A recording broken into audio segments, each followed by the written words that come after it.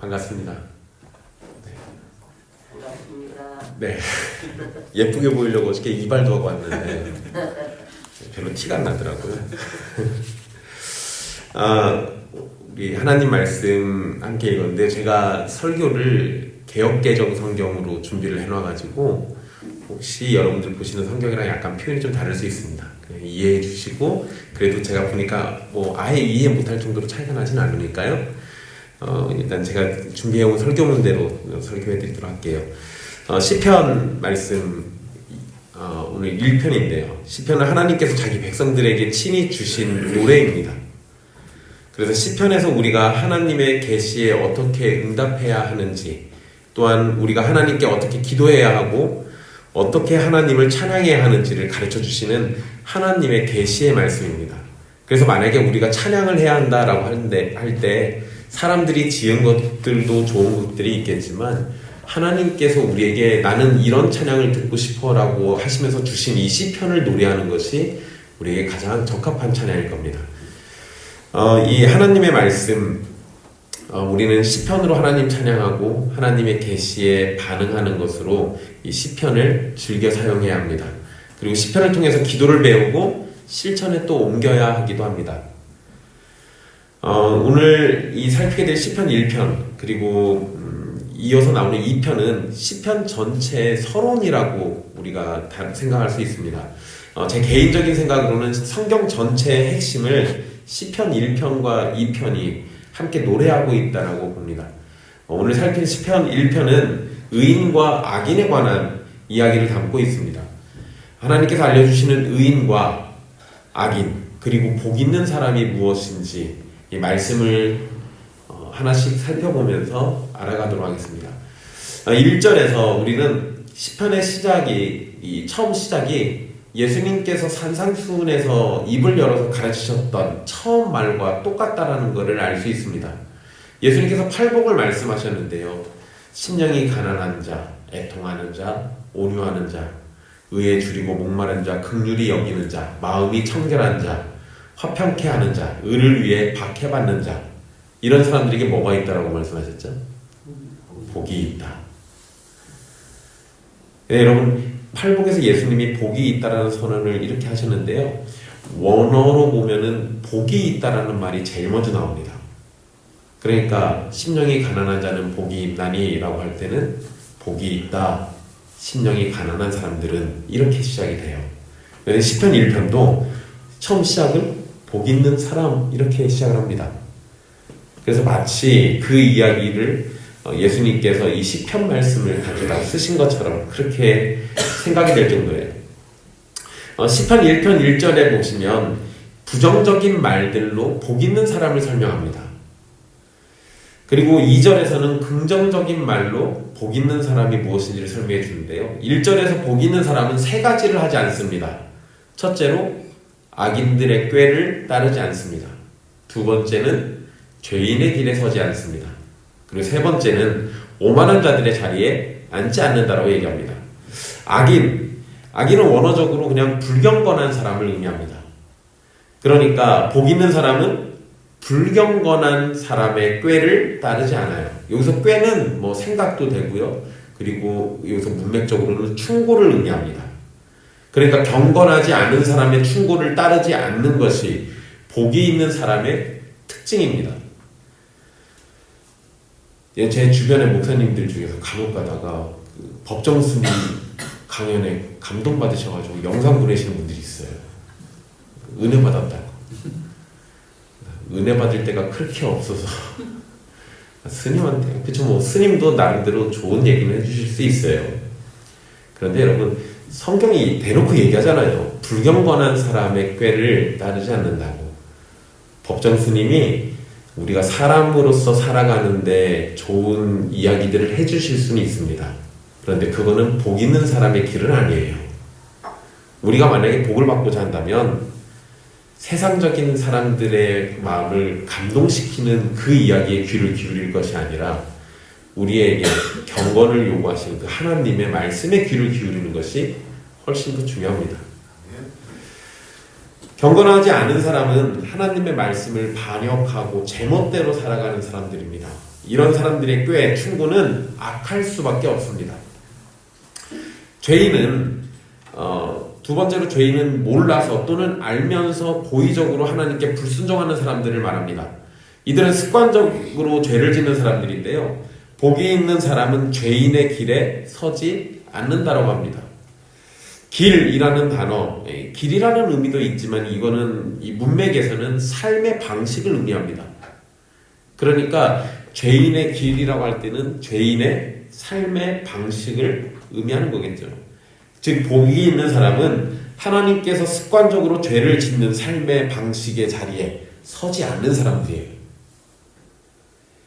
그리고 복 있는 사람은 오만한 자의 자리에도 앉지 않는다라고 분명하게 얘기합니다. 오만한 자는 다른 사람들을 업신여기고 깔보는 사람들, 그런 사람들 얘기해요. 마치 자신만이 옳고 자신의 생각만이 정답이고 다른 이들은 정죄하는 사람들과 같습니다. 자리에 앉다, 이 거주를 의미합니다.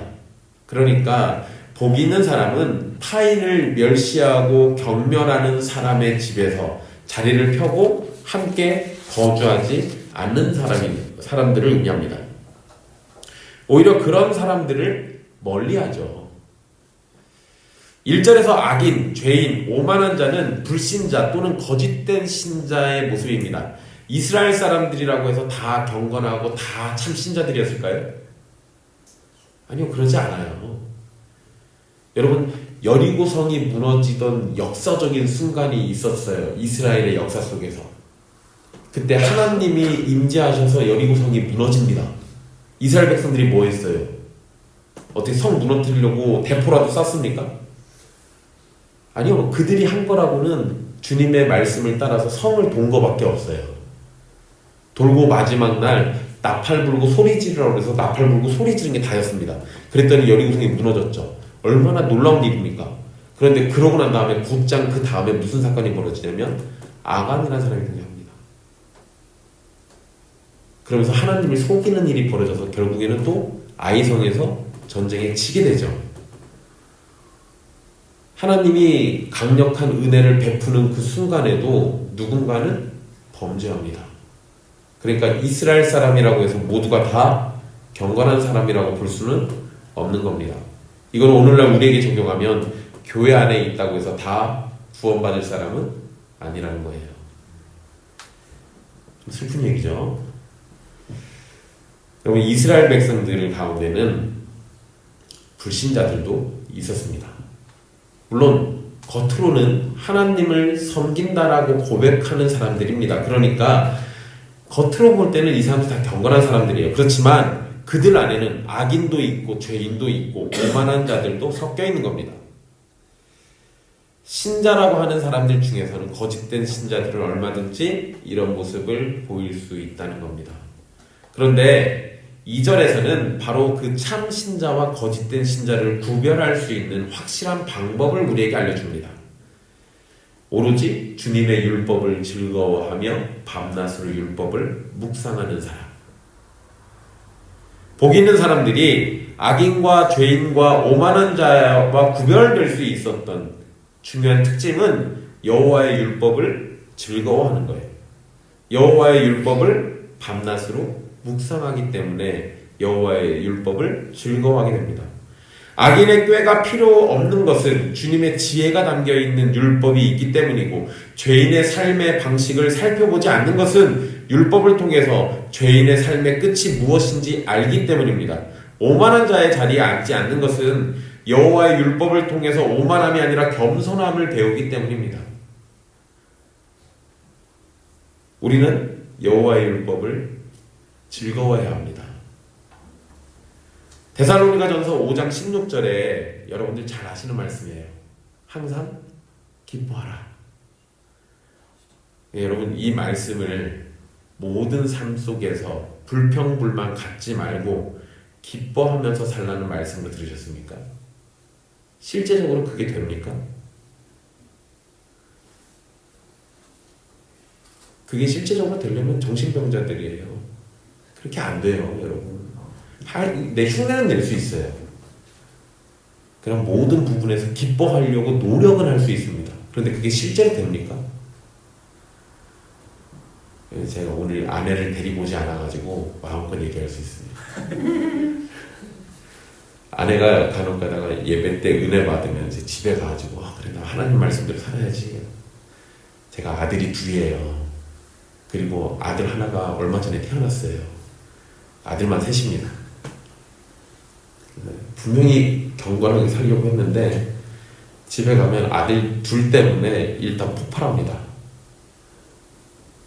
그리고 이제 100일 간 넘은 애가 막 아무 데나 똥 싸고 울고 막 그러면 감당이 안 돼가지고 또 폭발해요. 은혜 받아서 경건하게 살려고 했는데 항상 기뻐하라가 잘 안 돼요. 노력은 할 수 있으나 우리는 그거 다 못하는 겁니다. 그럼 도대체 이 말씀 왜 이렇게 얘기했을까? 바울이 항상 기뻐하라라고 말씀하고 이걸 명령했던 이유는 뭘까? 여러분 이건 그리스도 안에 우리 성도들이 그리스도 안에 있기 때문에 그래서 가능하다고 얘기해서 이렇게 한 거예요. 모든 삶의 부분에서 우리가 우리의 힘으로 이게 가능하기 때문에 얘기하는 게 아닙니다. 우리가 그리스도 예수 안에서 살 때 항상 기뻐할 수 있는 힘이 그리스도에게서부터 우리에게 주어지니까. 마찬가지로 우리가 기뻐할 수 있는 그 이유는 하나님 안에서만 가능합니다. 그러니까 주님의 율법을 즐거워한다라고 이야기할 때 저것이 가능한 것은 하나님 안에서만 가능한 거예요. 하나님 안에서 우리가 율법을 바라볼 때 그럴 때 하나님의 율법을 기뻐할 수 있습니다. 그러니 여호와의 율법을 즐거워하고자 하는 사람들이라면 일단 내가 하나님 안에서 하나님의 말씀을 보는 거예요. 하나님 바깥에서 하나님의 말씀을 보면 하나님의 말씀이 하나도 즐겁지 않습니다.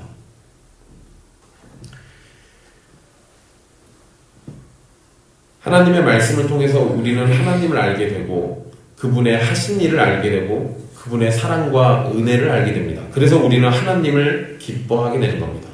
즉 항상 기뻐하라는 것은 하나님 안에서 또한 하나님의 말씀 안에서 기뻐하라는 것을 의미하는 겁니다. 한 가지 예를 들어볼게요. 여러분 신자여도 가족이 죽는 것은 참 슬픈 일이죠. 요새 갑자기 날씨가 추워져서요. 이렇게 날씨가 추워지면 교회는 비상납니다. 건강하시던 분들이 갑자기 돌아가시거든요. 날씨가 추워지면 큰 교회는 장례치르느라고 바빠요. 근데 여러분 신자들이 아무리 내가 믿는 신자여도 내가 사랑하는 할아버지 할머니 아버지 어머니가 돌아가셨는데 기쁠 리가 없잖아요. 그런데 우리가 죽음의 슬픔을 이길 수 있는 것은 부활의 소망이 있기 때문입니다. 그래서 죽음으로는 슬프지만 이별 때문에 슬프지만 하나님 안에서는 부활의 소망 때문에 즐거워할 수 있는 겁니다. 하나님의 율법이 즐거워서 그것을 멀리하지 않고 가까이 합니다. 그래서 2절에서는 그 율법을 주야로 묵상한다라고 기록하고 있는 겁니다. 묵상하다라는 말은 부드럽게 소리내어 읽다 또는 깊이 생각하다 이런 걸 의미해요. 주님의 말씀을 가지고 부드럽게 소리내어 읽으면서 깊이 생각하는 것이 묵상하는 거라면 밤낮으로 주님의 말씀을 우리가 묵상하려면 기본적으로는 주님의 말씀을 암송하고 있어야 돼요. 그래서 낮에는 직장과 길 또는 생활 속에서 또는 학교에서 밤에는 잠자리 위에서 주님의 말씀을 계속해서 떠올리면서 생각하는 겁니다. 이렇게 묵상하는 이유는 궁극적으로 하나님의 뜻과 사랑을 알고 하나님과 화목하기 위함입니다. 물론 인간이 하나님의 말씀을 이해한다는 것은 스스로는 이게 불가능한 일이에요. 그러나 이러한 노력으로 우리는 하나님의 말씀을 하나씩 알아가게 됩니다. 물론 깨달음의 근원은 성령님의 깨우치심에 근거하는 겁니다. 1절, 2절에서 악인과 복이 있는 사람을 비교한 후에 3절에서는 복이 있는 사람을 왜 복이 있는지 비유로 설명해 줍니다. 그리고 4절과 5절에서는 악인에 대한 비유와 악인의 최후가 어떠한지를 이야기해 줍니다. 3절 말씀 보시면 복이 있는 사람을 시냇가에 심은 나무라고 얘기합니다. 여러분 여기서 이 시냇가라고 번역된 단어 여러분 우리 시냇가 이러면 여러분들 뭔 생각 나세요? 어렸을 때 보셨던 그 얼마 이렇게 폭이 넓지 않은 그냥 물이 졸졸졸졸 흐르는 그 시냇가 생각하시죠? 우리 보통 그렇게들 생각이 나요. 네, 여러분 이스라엘 사람들 전주에다 데려다 보면은 큰 강이 흐른다고 얘기합니다. 뭐 보고 그럴까요? 전주천. 요단강이 저만해요. 우린 저 강이라고 안 부르잖아요. 천이라고 그러지. 이 사람들 약간 우리랑 물의 개념이 좀 달라요. 근데 여러분 이 시냇가라는 이 표현된 이 번역된 단어 이게 수로라는 의미가 있어요. 수로. 그래 여기에서는 지속적으로 물이 흐르는 이 관계 수로를 의미하는 겁니다. 이스라엘은 사막지대가 많아요. 그래서 나무가 잘 자라기에는 물이 부족합니다. 시냇가로 놓고 거기다 나무 심어놓으면 말라 죽기가 쉬워요. 그래서 이스라엘 이 사막지대에서는 수로를 파가지고 물이 흘러가게 해놓고 그 주변에서 생활들을 합니다. 그러다 보니까 여기에서 시냇가에 심은 나무라고 얘기한다면 그 수로 옆에다가 나무를 심어놨다는 거예요. 그러면 물이 부족할 리가 없습니다. 게다가 시냇가라고 번역된 단어가 복수형이에요. 우리 성경에는 그냥 시냇가라고 되어 있잖아요. 그런데 이게 원어에서는 복수로 되어 있습니다. 그러니까 이 얘기는 시냇가가 하나가 아니라 여러 개란 얘기예요. 수로로 본다면 수로가 하나가 아니라 여러 개를 파놨다는 겁니다. 그러니까 내가 심겨진 수로가 하나가 마르면 다른 수로에서 물을 가지고 와서 공급받으면 돼요. 그러니까 옮겨 심어진 이 나무는 물이 부족할 리가 전혀 없다라는 것을 의미합니다. 복 있는 사람을 나무로 표현했다면 그러면 물도 어떤 의미가 있겠죠. 앞에서 제가 수로가 하나가 아니라 복수라고 얘기했습니다. 그리고 계속해서 물을 공급받을 수 있다라고 말씀드렸는데 2절에 보시면 여호와의 율법을 주야로 묵상한다라고 하면서 복 있는 사람들의 특징을 얘기했잖아요. 주야로 묵상하는 것, 그러니까 끊임없이 하나님의 말씀을 공급받고 있는 건데 3절에서는 끊임없이 물이 공급받는 상황을 이야기했어요. 그러니까 이거를 문맥상에서 본다면 이 2절에 이 물로 표현된 이것은 여호와의 율법을 의미하는 걸로 볼 수 있어요. 그러니까 우리가 시냇가에 심겨진 나무가 마르지 않을 수 있었던 거는 나무가 우리란다면 우리가 하나님의 말씀을 끊임없이 공급받고 있으니까 나무가 마르지 않는 상황이 벌어진 거예요. 물이 나무를 잘 자라게 하듯이 하나님의 말씀은 사람을 영적으로 성장하도록 합니다. 나무는 철을 따라서 자연적으로 열매를 맺습니다. 그런데 수로에 심어졌으니까 좋은 과실을 맺는 것이 당연한 이치일 겁니다. 즉 복이 있는 사람은 하나님의 말씀을 즐거워하고 주야로 묵상하는 사람인데 그런 사람은 나무가 수로 곁에 옮겨 심어져서 물을 잘 공급받고 좋은 열매를 맺는 것처럼 하나님의 말씀으로 영적인 힘을 계속해서 공급받고 그에 합당한 열매는 때가 되면 맺게 된다는 겁니다. 요게 이 3절에서 철을 따라 열매 맺으면 그 잎이 시들지 않는다라고 되어 있잖아요. 이건 제가 본 성경에는 잎사귀가 마르지 않는다 이렇게 되어 있는데 이게 생명력이 넘치는 것을 표현한 겁니다. 그럼 제가 4년 전에 저희 집 앞에다가 무화과를 심어놨습니다. 얘가 이때쯤 되면 설이 맞아가지고 자꾸 죽더라고요. 그래서 너무 화가 나가지고 올 초에 제가 나무를 가지를 잔뜩 잘라놨는데 세상에나 가지를 잘라놨더니 얘가 너무 잘 자라요. 나무는 전지를 해야 한다는 걸 올해 처음 배웠습니다. 근데 제가 오늘 아침에 나오는데요. 나무들이 잎사귀가 이렇게 말려 있어요. 왜 말렸을까요? 그쵸, 추워서 설이 맞아가지고. 나무가 뭔 문제가 생기면 어디가 제일 먼저 티가 나요? 잎사귀. 그러니까 이 말씀도 그러잖아요. 잎사귀가 시들지 않는다는 얘기는 뭔 소리예요? 얘는 어떤 문제가 발생하지 않는 거예요. 서리가 내리든 병충해가 오든 어떤 문제들이 발생하면 잎사귀가 제일 먼저 반응하는데 성경은 그것이 전혀 없는 상태를 얘기해 줍니다. 나무에 문제가 생기면 잎사귀가 반응하는데 그런 문제가 없는 상태, 생명력이 넘치는 상태, 이것은 주님의 말씀으로 충만한 사람에게도 나타나는 모습인 겁니다. 주님의 말씀은 창조의 능력이 있습니다. 창조의 능력은 모든 생명의 근원이 되는 겁니다. 즉 주님의 말씀은 우리에게 생명력이 넘치는 상태로 우리를 이끌어준다는 겁니다.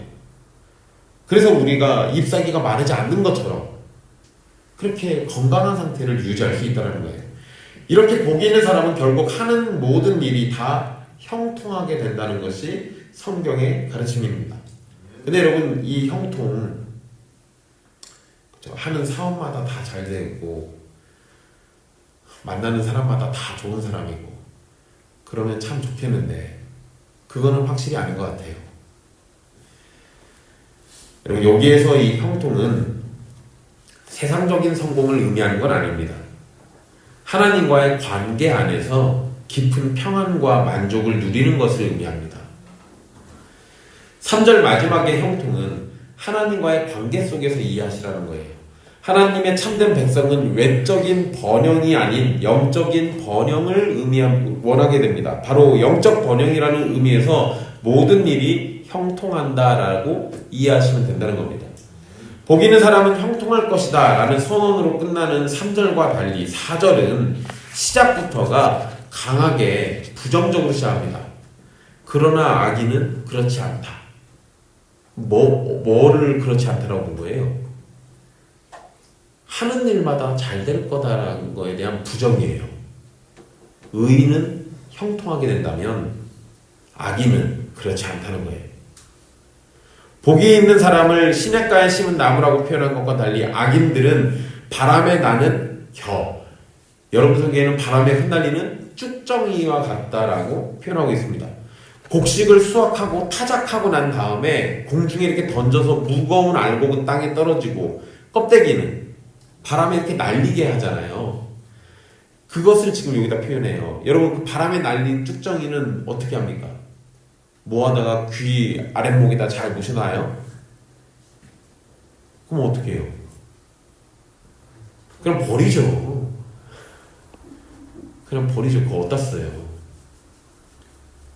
이건 뭐 쭉정이 발효시켜가지고 뭐 동물들 먹이기도 하는데 그건 요즘 얘기고 사람이 먹진 않잖아요.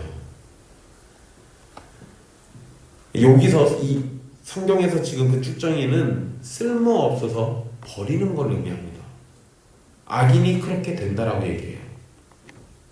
게다가 여러분 성경에서 바람은 심판을 상징하는 것으로 자주 사용됩니다. 악인들은 하나님의 심판이 임하게 되었을 때 그 심판의 바람에 날아가는 존재일 뿐이에요.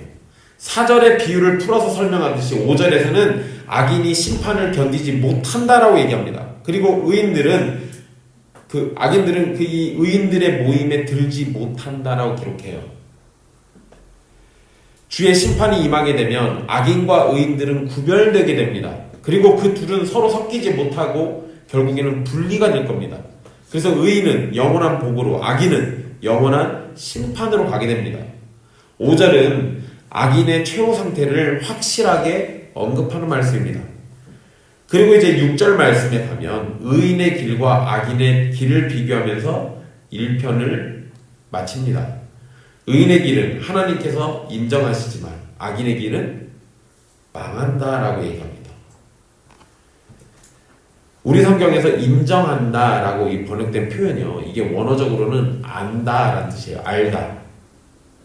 근데 여러분 이 알다라는 단어가 긍정적으로 사용됐을 때 부정적으로 사용됐을 때는 이 성적인 그런 부정적인 용어로 사용돼요. 그런데 이 긍정적인 용어로 사용될 때는 안다라는 표현에 사랑이라는 의미가 담깁니다. 여러분 이건 아주 간단하게 생각하시면 쉬워요. 내가 누군가를 사랑하면 제일 내 안에서 뭐가 막 생겨나요? 그 사람에 대해서 궁금증이 생겨나죠. 내가 사랑하면 이 사람은 뭘 좋아할까? 그래서 그 사람에 대해서 더 알려고 해요. 내 사랑을 표현하고 싶어서. 그 사람이 좋아하는 거, 싫어하는 거 이런 것들을 확인해가지고 좋아하는 거는 더 하려고 하고 싫어하는 거는 안 하려고 하고. 그러니까 이 안다라는 표현이 긍정적으로 사용될 땐 기본적으로 여기에 사랑이 들어가요. 이 단어에 대해서 잘 기억해 주십시오. 왜냐하면 성경에서 하나님이 이 표현을 잘 써요. 내가 너희를 안다라고 얘기할 때 나는 너희를 사랑하기 때문에 알려고 한다. 나는 너희를 사랑하니까 알고 있다. 이런 의미로 쓰세요. 그러니까 이 표현을 잘 기억해 주십시오. 여기서도 마찬가지예요. 의인의 길은 주님께서 알고 계신 거예요. 왜? 사랑하니까. 그래서 그걸 인정한다라고 표현하고 있는 겁니다. 그런데 악인의 길은 하나님의 사랑이 없고 하나님께서 알지 못하시기 때문에 그냥 망하는 겁니다. 자, 여러분, 시편 1편은 우리에게 처참하고 심판이 확실한 악인의 길이 아닌 복이 있는 사람, 곧 의인의 길이 복되고 하나님의 사랑을 받는 길이라는 사실을 말해줍니다. 그런데 이제 우리는 시편 1편 때문에 근심할 수밖에 없는 상황에 이르게 됩니다. 좋은 말씀이죠. 아주 좋아요. 그런데 여러분, 저거를 나에게 적용하면 마냥 행복할 수가 없습니다. 1절에서 우리는 복 있는 사람이 그 길이 얼마나 어려운지를 일단 우리는 만나게 됩니다. 우리가 사는 세상은 악인들의 꾀가 넘치는 세상입니다. 죄인들의 길이 우리에게 오라고 손짓하고 오만한 사람들의 자리는 우리의 악한 본성을 자극하기에 충분합니다. 우리는 복이 있는 사람처럼 악인과 죄인과 오만한 사람들의 손짓을 뿌리치고 거절하면서 살아야 하는데 이것이 전혀 쉬운 일이 아니라는 것을 경험상 알고 있습니다. 게다가 더욱 슬픈 건 우리 안에 악인과 죄인과 오만한 자의 모습이 충분히 보인다는 겁니다. 우리에게는 경건하지 않은 모습이 있고 습관적인 죄가 있고 남을 경멸하고 멸시하는 교만한 모습이 있어요. 이것은 어느 인간도 피해갈 수 없는 타락의 결과입니다. 결국 아담 이후로 타락한 인간은 모두가 복이 있는 사람이 될 수 없다라는 결론을 내리게 됩니다. 게다가 시편에서도 써놨고요. 그거를 사도 바울도 인용해서 쓰죠. 의인은 없나니 하나도 없다. 그 말을 그대로 적용하면 복 있는 사람에 대한 노래 정말 아름답고 좋아하는데 막상 우리한테 적용하니까 저거는 우리 게 아닌 거예요. 우리는 바람에 날아가는 쭉정이와 같은 악인의 자리에 서 있었던 거예요.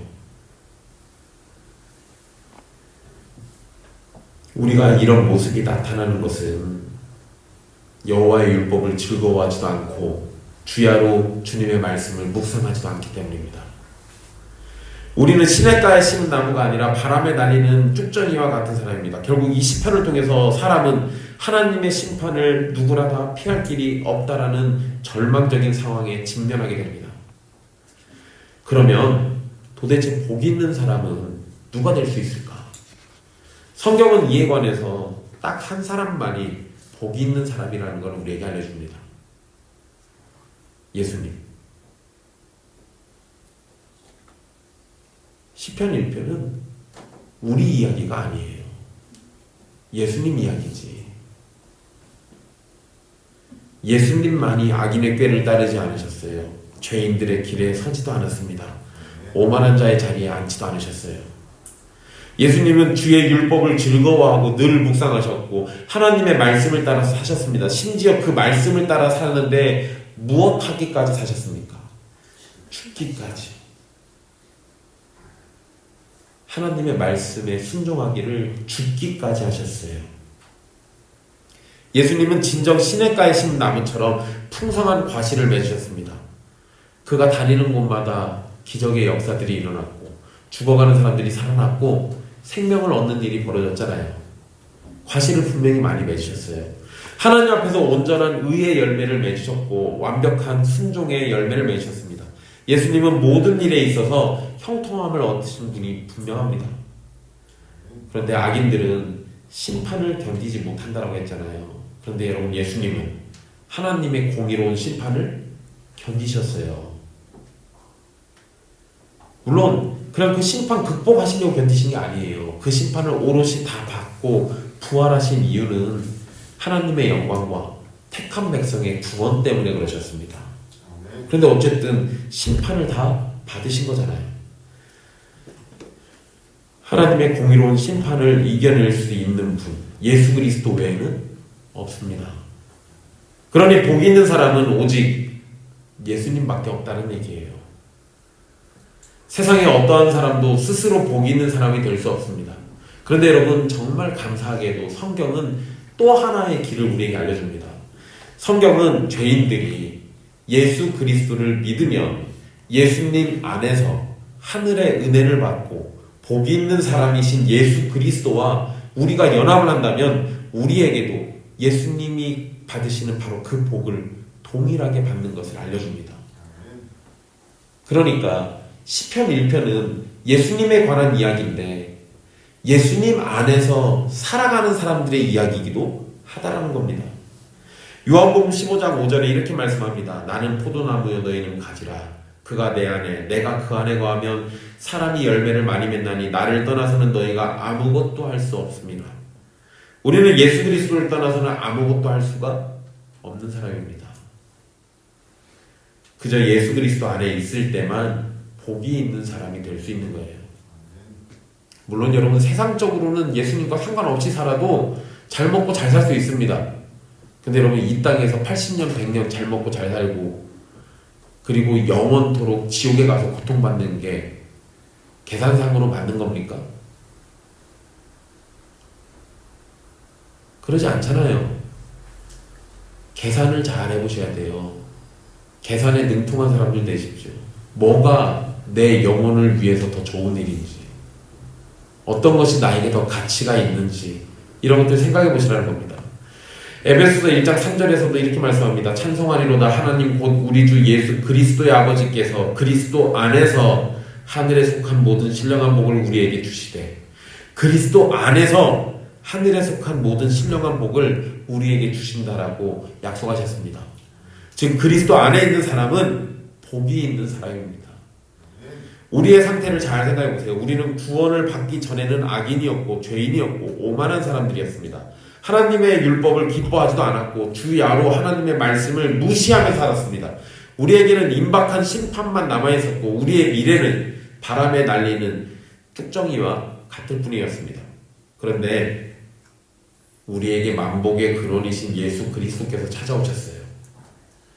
성령님을 통해서 예수 그리스도를 주라 시인하게 하셨고 그분을 진심으로 믿고 그분만을 의지했더니 우리에게 닥칠 심판은 사라지고 이제 악인과 죄인과 오만한 자의 사악한 친구들이 아니라 우리를 위해서 목숨까지 바치시는 예수 그리스도께서 우리를 불러서 우리의 친구가 되어주셨습니다. 이전에는 우리를 괴롭게 만들었던 여호와의 율법이 이제는 예수 그리스도 안에서 주님의 달콤한 사랑 이야기가 되고 하나님의 놀라우신 이름을 알게 하는 편지가 됩니다. 이제 여호와의 율법은 우리를 기쁘게 만들고 또한 우리는 그 말씀을 기쁨으로 대하게 됩니다. 벌레와 같은 나를 사랑하신다는 주님의 말씀을 주야로 묵상하면서 세상이 줄 수 없는 위로를 얻게 되고 예수 그리스도 안에서 하나님의 말씀은 우리에게 마르지 않는 샘물이 되고 생명력이 넘쳐서 성령의 열매로 주의 영광을 드러내도록 만들어줍니다. 이 모든 것이 가능하게 된 시작이 뭡니까? 예수 그리스도를 믿음으로 시작하는 거예요. 결국 예수 그리스도 안에서 우리는 하나님의 사랑을 확인하게 되고 악인의 길을 따르는 멸망자가 아닌 의인들의 모임, 즉 하나님의 나라 백성이 되게 되는 겁니다. 성경은 복이 있는 사람을 악인과 비교하면서 노래했습니다. 바로 그 복이 있는 사람이 우리 주 예수 그리스도이시고 또한 예수 그리스도 안에서 사는 참 신자들을 가리키는 겁니다. 설교 첫 부분에 예수님의 팔복처럼 시편 1편이 복이 있다라는 선언으로 시작한다고 말씀드렸습니다. 팔복에서의 선언도 사실상 우리들은 불가능한 일입니다. 심령이 가난한 자는 복이 있는데 여러분들 심령이 가난해지십니까? 의에 줄이고 목마른 자는 복이 있다라고 말씀하셨는데 의에는 줄이고 의에 목말라 사십니까? 아니요. 여러분 그 팔복 그거요. 사실 우리 얘기가 또 아니에요. 우리의 타락한 성품으로는 도무지 도달할 수 없는 걸 얘기하고 계신 거예요. 그 팔복 예수님의 성품을 드러냅니다. 그리고 예수님이 하실 일을 드러내요. 성령님을 통해서 예수님께서 하실 일들을 우리에게 알려주신 건데 결국 또 똑같은 얘기입니다. 팔복의 그 복도 우리의 복이 될 수 있는 것은 성령님을 통해서 예수 그리스도께로 인도되는 사람들에게 나타나는 상태를 의미하는 거예요. 내가 심령이 가난해져서 복을 얻어내는 게 아니라 심령이 가난하신 예수 그리스도 안에 살아서 그분 때문에 복을 받는 겁니다. 시편 1편은 팔복처럼 예수 그리스도와 예수 그리스도 안에서 사는 사람들을 향해서 복이 있다라고 선언하는 겁니다. 여러분 시편 1편은 복이 있는 사람으로 시작을 하지만 사람이 노래의 대상이 아니라 예수 그리스도, 진정 복이 있는 사람이신 예수 그리스도를 노래하게 만들고 또한 예수 그리스도 안에서 우리가 복이 있는 사람이 되도록 은혜를 베푸신 하나님을 찬양하게 만드는 겁니다. 우리는 이 시편을 노래할 때마다 우리를 구원하셔서 그리스도 안에서 복을 받게 하신 하나님을 찬양하고 우리에게 복의 근원이 되어주셔서 복이 있는 사람이 되도록 만들어주시는 예수 그리스도를 찬양해야 합니다. 여러분 처음 시작에 시편 1편과 2편이 전체 시편의 서론이라고 말씀드렸잖아요. 시편 1편은 복 있는 사람으로 시작하는데요. 시편 2편 마지막 12절은 복이 있다라는 선언으로 끝납니다. 그러니까 1, 2편을 종합하면 복을 얘기해요. 복이라는 단어로 시편 1편을 시작하고 2편은 마무리를 짓습니다. 어떤 것이 우리에게 복이 있다는 겁니까? 성경 전체의 가르침이 시편 1편과 2편에 요약되어 있는 겁니다. 삼위 하나님이 우리의 복이 되시는 겁니다. 그분을 믿고 의지하며 시편 2편 12절의 말씀처럼 여호와께 피하는 모든 사람은 다 복이 있다라는 선언을 누리게 되는 겁니다. 예수 그리스도 안에서 사랑하는 형제와 자매 여러분, 시편 1편의 말씀을 주야로 묵상하십시오. 시간이 날 때마다, 생각이 날 때마다 이 시편을 되새기면서 주의 은혜를 생각하십시오. 그래서 시편이 노래하는 복이 있는 사람처럼 여호와의 말씀을 기뻐하고 주야로 묵상하면서 더욱 기뻐하는 사람이 되시길 바라십시오. 여러분을 예수 그리스도 안으로 불러주셨다면 예수 그리스도 안에서 진정 하늘의 복을 누리는 복된 사람이 되도록 하나님께서 은혜 베풀어 주실 겁니다. 세상의 풍요로움이나 명예나 권력 그런 것들은 우리를 복 있는 사람으로 만들지 않습니다. 그런 것들은 복이 있는 것처럼 흉내를 낼 뿐이지 진정한 복이 되시는 하나님을 가리키는 장애물이 될 때가 훨씬 더 많습니다. 여러분의 사랑을 헛된 것에 쏟지 마십시오. 세상의 풍요로움 좋죠. 명예도 좋습니다. 권력도 좋아요. 근데 여러분 그 좋은 것들을 사랑하게 되면 그때부터 그게 악한 것이 됩니다. 잘 다루면 좋은 것이 되지만 그것에게 지배당하는 순간 내 안에 하나님은 사라지고 내 안에 그것들로 가득 채워지게 돼요. 그러면 하나님 없는 인생이 되는 겁니다. 그런 사람들은 복 있는 사람이 될 수가 없어요. 그러니 여러분의 사랑을 그런 헛된 것들에 쏟지 마시라는 겁니다. 우리를 복 있는 사람으로 만들어주시는 예수 그리스도를 사랑하십시오. 그러면 하나님께서 예수 그리스도 안에 있는 여러분을 알아주실 것이고 복을 주실 겁니다. 예수 그리스도 안에 있지 않는 자는 악인이 망하는 것처럼 망하게 될 겁니다. 스스로의 죄로 인해서 하나님의 심판을 받게 될 것이고 그 심판은 영원한 멸망으로 인도할 겁니다. 우리의 복이 되시는 예수 그리스도를 믿으십시오. 그러면 예수 그리스도 안에서 하나님이 여러분들을 복 있는 자라고 선언해 주실 겁니다. 기도하겠습니다. 주님, 우리에게 복되신 예수 그리스도를 허락해 주신 것 참